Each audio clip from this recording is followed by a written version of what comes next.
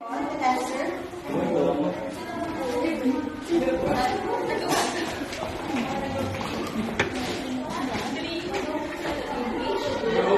No, I need one representative for each group. Group 1.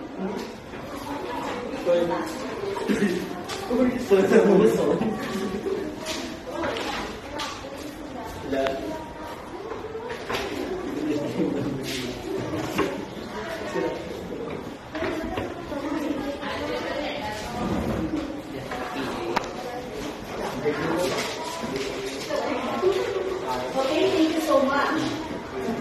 Okay, so we have 3 words for here. We have the tools, equipment, and paraphernalia.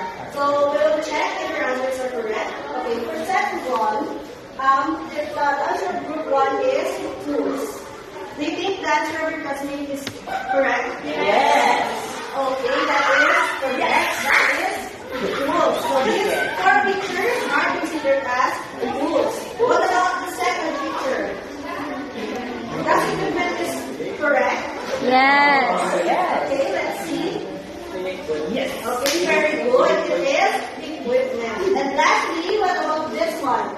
Paraphernalia. How do you read this? Paraphernalia. Okay, very good. So do you think paraphernalia is correct? Yes. Let's see. Okay, very good. That is paraphernalia. Okay, so based on our activity and based on the words and pictures provided, what do you think is our topic for today?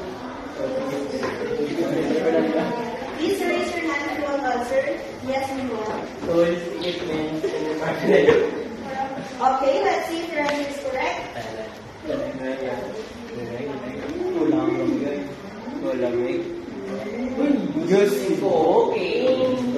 Okay, so our lesson for today is all about the tools, equipment, and paraphernalia used in cooking. Okay. So before we proceed, may I ask first, do you know how to cook, class? Yes. Yes, I know that you're all know how to cook. Okay, so are you familiar with the tools or with the items that they're using in the kitchen? So some are says yes and some says no. So it means that not all of you are familiar. So today we will be learning about those tools, equipment, and materials used in cooking.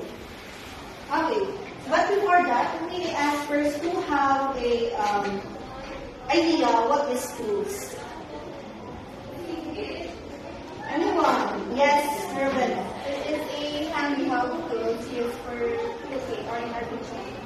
Okay, so according to Mary Ruben, it is a handheld tools. Okay, let's see if your answer is correct. Okay, so when we say tools, it refers to well, please read. Tools are handheld utensils or instruments used to perform specific tasks in the kitchen. They are generally smaller and easier. Okay, so when we say tools now, it refers to smaller and easier things that we use in cooking. And usually it is the common the things that we are using in the kitchen. What about the equipment? Do you have an idea what is equipment? Anyone? Yes, this one. Or electrical equipment tends to be more permanent and it's not easily moved as tools. Okay, so when we say equipment, it refers to larger items and usually it is electric or it uses electricity. What about the next? Paraphernalia. Do you know what is paraphernalia? Okay, so when we say paraphernalia, I know you're not familiar with this. So, Christine, can you please read? Paraphernalia are items or accessories that are not necessarily essential for cooking but can be helpful. Okay, thank you. So when you say paraphernalia, these are usually things in the kitchen that the same as tools, but we can cook without them. So there are, we can say that they are just alternatives. Okay? So unlike the tools that without those we cannot cook, but without paraphernalia we can still cook because they are just alternatives. Do you understand the difference between the three? Yes. Okay, very good. Okay, so now, may I request one representative to come here in the front. But before that, I have here different things.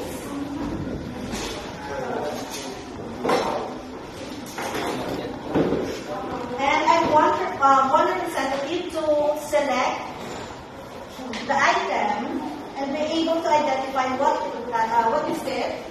And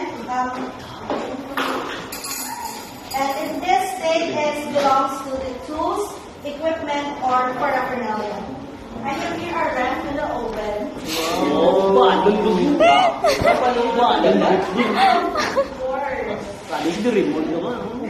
Okay, so I have here a ramp and okay, so I need one representative to select an item and be able to identify what is this item and which should be belong.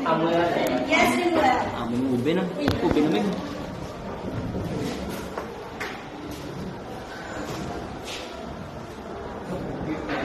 Tools me.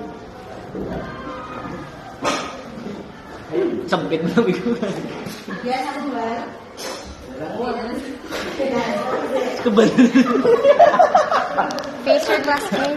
Face your classmates, please. Easy. Ano na siya? Ano nga to? Yes. With Ano ba? Okay, so how do we use the words? Ay. In the ingredients. Okay, so let's see if your answers are thinking them well.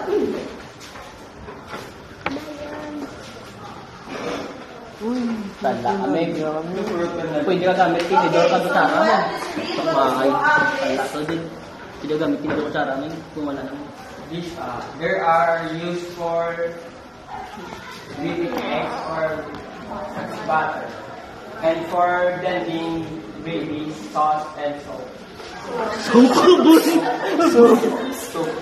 so wormies or bees are used to whipping the egg and the butter as well as blending the gravies, sauce, and soups. Okay, are you familiar with this item?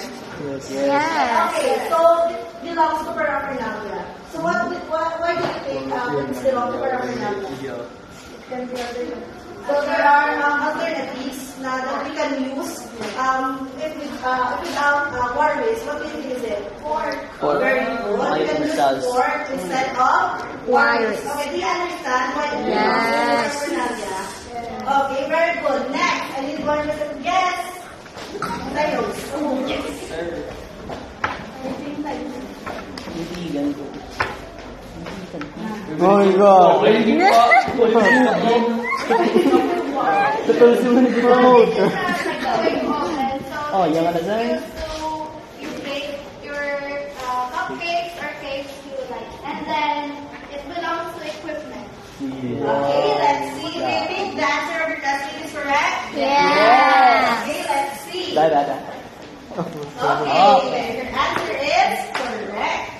So, oven belongs to the equipment because it is used for dry field cooking like baking. And when we use cooking, we are also using what? Electricity.